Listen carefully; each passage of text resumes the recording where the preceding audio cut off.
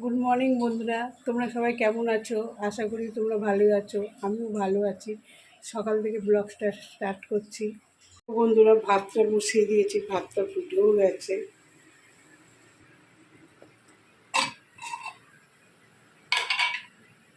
দেখছি বন্ধুরা, মৌরি বাতাসের জল ভিজেছি অনেক দিন পরে, 4-5 দিন পরেই ভিজালাম। আর এখানে ডিম রেখেছি, ডিমের তরকারি করবো। ওইটা তেল, কড়াইতে তেলটা বেশি হয়ে গেছিলো বলে বাটিতে তুলে রেখেছিলাম। সকালের দিকে বেশিরভাগই আমাদের ডিমই হয়, কেন সকালবেলা ডিম, সোয়াবিন এগুলোই হয়। সবজিটা ঠিক মেয়েরা অত পছন্দ করে না, নিয়ে যেতে মানে অল্প, বেশি না। রেগুলার সবজি দিলে যে খাবে তাও খাবে না ওরা বলে ডিম নেয় আমাদের সোয়াবিন, এরকম কিছু রান্না করে। আর মাছ তো সকালবেলার দিকেই হয়ে ওঠে না, বেলার দিকে মাছ আসলে তখন নেওয়া হয়। বা তোমাদের দাদাভাই যখন স্কুলে যায় ছেলেকে দিতে, তখনই নিয়ে আসে। যদি বেশি করে নিয়ে আসে তাহলে ফ্রিজে রেখে দিই, পরের দিনকে সকালবেলা করে দিতে পারি। তো চলো আমি আজকে কী রান্না করবো তোমাদেরকে দেখাই। দেখো বন্ধুরা, এই যে আলু আর ওল কেটে রেখেছি, বড় বড় করে কেটেছি, কেন কুকারে ছোটো করে দিলে গলে যাবে, ওই জন্য বড় বড় করে কেটেছি। কেটে কুকারের মধ্যে রাখবো, আবার এর মধ্যে ডিম সিদ্ধ দেবো, দিয়ে দুটো সিটি মারবো, তাহলেই হয়ে যাবে, সিদ্ধ হয়ে যাবে। কেন ওলটা আছে তো, একটু সিটি দিতে হবে। আর কী বলো তো, কড়াইতে করলে অনেকটা টাইমও লাগবে, আবার অনেকটা টাইম লাগবে, সকালবেলার দিকে আমার খুব টাইমের অভাব। আর কুকারে করলে তাড়াতাড়ি হয়ে যাবে, গ্যাসটাও একটু সঞ্চয় হবে, তাই না? একটা মেয়ে সবই পারে, বাঁচাতেও পারে, আবার জিনিস নষ্ট করতেও পারে।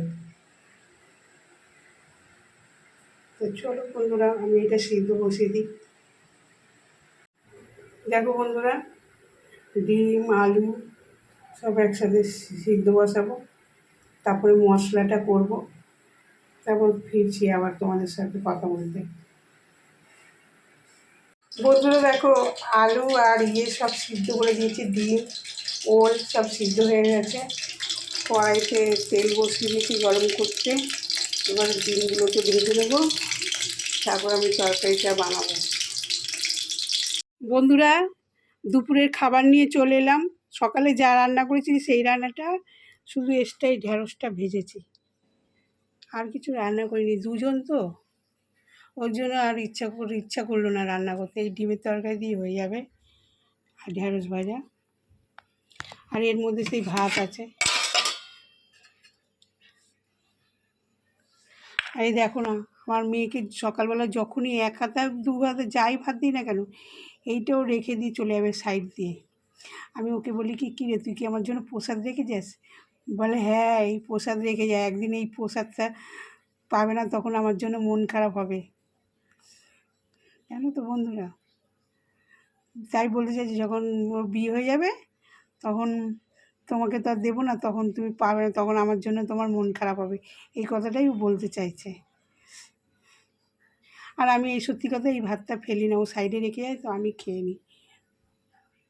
আমি ছেলেদের পাতের ভাত, স্বামীর পাতের ভাত খেয়ে নিই, ফেলি না। কিন্তু তোমরা যা ভাববে, খারাপ ভাবো ভালো ভাবো, সেটা তোমাদের উপরে নির্ভর করে। আর চিনুকে তো খাওয়ানো হয়ে গেছে, চিনু পাশের রুমে ঘুমাচ্ছে। এখন আমি আর তোমাদের দাদাভাই খাবে, তারপরে একটু রেস্ট নেবো, তারপর ছেলেটাকে আনতে হবে তোমাদের দাদাভাই। ঠিক আছে বন্ধুরা, আমরা খাওয়া দাওয়া করে নিই, আমি তারপরে একটু পরে আসছি।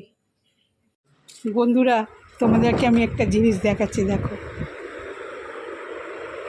চিনু কিরম ঘুমাচ্ছে, দেখো এইরকম করে ও রেগুলার ঘুমায়, ওকে একটা বালিশ দিতে লাগে, এরকম করে ঘুমায়, দেখতে পাচ্ছ?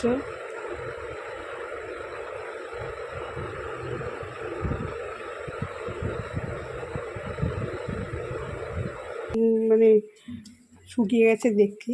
শুকিয়ে গেলে জামা কাপড়গুলো তুলে নিয়ে আসছি বাইরে থেকে, মানে বাইরে মানে আমাদের উঠানের মধ্যে জামা কাপড় আছে, ওগুলোকে তুলে নিয়েছি। খাওয়া দাওয়া কমপ্লিট হয়ে গেছে।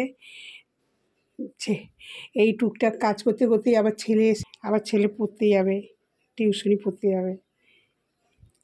ঠিক আছে বন্ধুরা, আমি জামা কাপড়গুলো তুলে নিয়ে আসি, নিয়ে এসে জামা কাপড় গোছাবো। বন্ধুরা জামা কাপড় তুলে নিয়ে এলাম, এবার ভাঁজ করব। জামা কাপড়গুলো গোছানো হয়ে গেল। সারা তা বন্ধুরা বলো, আমার হাজব্যান্ড বলে যে তুমি সারা মেয়েরা অফিস চলে গেলে আর ছেলে স্কুল চলে গেলে তোর কোনো কাজই থাকে না। তাই আমি বলি যে বলে কি সারাদিন রান্না করা হয়ে যায়, সে সকালবেলায় রান্না সারা হয়ে যায়, তারপরে তো টুকটুক করে কি করতেই থাকো, একটু রেস্ট নিতে পারো না? আমি বলি সারাদিনের সংসারের কাজ শেষ হয় না, করতে থাকলে করতেই থাকতে হবে, না আবার না করলে সেটা পড়েই থাকবে। ভাববো যে পরে করবো, আর ইচ্ছা করবে না, শুয়ে পড়লে না আর ইচ্ছা করে না। ওর জন্য কী করি, আমি খেয়ে দিয়ে শুই না, আগে যেটুকুনি কাজ বাকি থাকে তারপরে করে নিই, তারপরে ছেলে এলে ছেলেকে খাইয়ে তারপরে আমি একটু আধা ঘন্টা 1 ঘন্টা রেস্ট নিই। তারপর করতে করতে অন্ধকার হয়ে যায়, পুজো দিই, মেয়েরা এসে মেয়েদেরকে টিফিন করে দিয়ে খাইয়ে দিয়ে আবার ছেলেটাকে সন্ধেবেলায় পড়তে বসায়। ছেলেটাকেও তো পড়তে বসাতে হবে, নাহলে স্কুলে দিদিমণি স্কুলে পড়তে টিউশনি পড়তে গেলে সেখানে 1 ঘন্টা 1.5 ঘন্টা পড়াবে, তারপরে তো বাড়িতে দেখতে হবে না, বাড়িতে না দেখতে গেলে তাহলে সে পড়াশোনা হবে না। ওর জন্য আমি রেগুলার টিউশনি।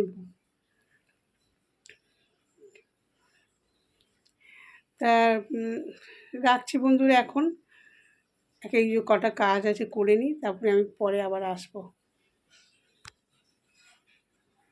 হয়তো ক্যামেরার সামনে না আমার কথাগুলো আটকে যায়, আমি ভাবি ভাববে কী বলবো, এইরকম একটা ভাবনা চিন্তা হয় যে আমি কোনো খারাপ কথা বলে দিই না তো বা কিছু, সেই জন্য আমার ভয় লাগে যে সামনে জানে এসে আমি থতমত খেয়ে যাই, কিন্তু কেউ থাকে না, তবুও ভাবি যে যদি উল্টোপাল্টা কি আমার কথাটা বুঝতে পারবে কি না পারবে।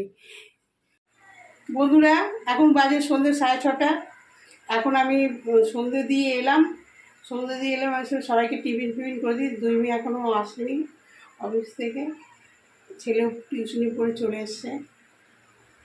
দেখো এই যে দুধটা গরম বসিয়ে দিয়েছি, ছেলে এসে গেছে টিউশনি পড়তে বসেছে ওই ঘরে, গরম করে দেবো, খাবে। আমার ছেলেকে বলি যে হরলিক্স দিয়ে দুধটা গুলে দিই, কিন্তু না, ও খেতে চায় না, ও প্লেন দুধটাই পছন্দ করে।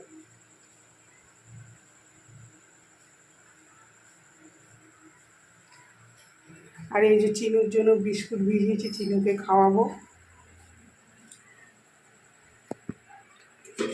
আর এই চিনুটা তরকার ডাল ভিজিয়েছি, রাত্রিবেলা রুটি দিয়ে খাওয়াবে। সব টিফিন খাওয়া হয়ে গেলে তারপরে তরকার ডাল সিদ্ধ দেবো কুকারে। এদেরকে খাইয়ে তারপরে আমরা টিফিন খাবো, তোমাদের দাদা ভাই আমি, যা করতে করতে মেয়েরা এসে আমি মেয়েদেরকেও খেতে দেবো। তো চলো বন্ধু, আমার এই যে দুধটা গরম হয়ে গেছে, ছেলেকে দেবো, তারপরে আমি আবার ফিরছি চিনুকে খাইয়ে। বন্ধুরা আমরা রাতের ডিনার নিয়ে চলে এলাম। তা আজকে আমার বড় মেয়ে তরকারি রান্না করেছে, শখ করে বলছে মা আমি আজকে রান্না করবো তরকারি। আমি বলছি তাহলে কর, এই যে তরকারি রান্না করেছি, এই যে রুটি করেছি, আমার ছোটো মেয়ে আটা মেখে দিয়েছে আজকে, আর বড় মেয়ে আজকে তরকারি রান্না করেছে, আমি শুধু রুটি করেছি। ওদের এক টাইম ওরা নিজেরাই বলে যে মানে এটা করবো, আমি তুই কর, আমি তখন আর কিছু বলি না যে করিস না বা কিছু, ওই যখন নিজে থেকে বলে তখন আমি করতে দিয়ে বলতে। তা আমরা সবাইকে খেতে দিয়ে দিই। বন্ধুরা আজকে ভিডিওটা আমি এখানেই শেষ করছি, কালকে আবার নতুন ব্লগ নিয়ে চলে আসবো। আমার ভিডিওটা যদি ভালো লাগে লাইক করবেন, কমেন্ট করবেন, যে নতুন সে সাবস্ক্রাইব করবেন। ভালো থাকবেন, সুস্থ থাকবেন, টাটা।